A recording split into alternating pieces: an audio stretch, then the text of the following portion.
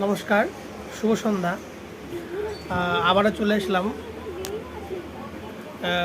কয়েকটা বিষয়ে কথা না বললেই নয়। আজকে প্রথমে একটা কথা বলি, মমতা ব্যানার্জি দায়িত্বজ্ঞানহীন মতো একটা মন্তব্য করেছেন যে বাংলাদেশে যে হাদি হত্যা হয়েছে তার সঙ্গে নাকি ভারতীয়রা জড়িত।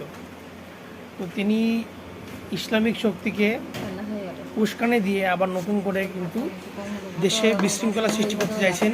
একজন প্রাক্তন মুখ্যমন্ত্রী হিসেবে ওনার কিন্তু এই আচরণ দায়িত্বশীল বলে মনে হয়নি আমার। আর একটা কথা, সেটা হচ্ছে যে উনি বলেছেন যে ওনার বাড়ির সামনে গিয়ে ওনার মৃত্যু কামনা করা হচ্ছে, ওনার হুমকি দেওয়া হচ্ছে। আগে জ্যোতির ব্যাপারে সময়টি কি হয়েছে, বুদ্ধবাবুর ব্যাপারে হয়েছে। তো আমি বলি, বুদ্ধবাবুর সঙ্গে উনি নিজেকে তুলছেন। যদিও বুদ্ধবাবুরা কখনো হারের কোনো বলেনি যে আমাকে হারানো হয়েছে, আমি আরে বাবা সিরিয়াস বলতেছি, কালকে আক্রান্ত হয়েছি। বললাম না না মা হারার পরে সসম্মানে তিনি তা করেছেন এবং কোনো ফাইল না নিয়ে বেরিয়ে এসেছেন। আর আপনার ক্ষেত্রে কি হয়েছে? আপনার ক্ষেত্রে তুমি শুনো তো, নবান্ন ঘিরে ফেলতে ফোন হচ্ছে করো।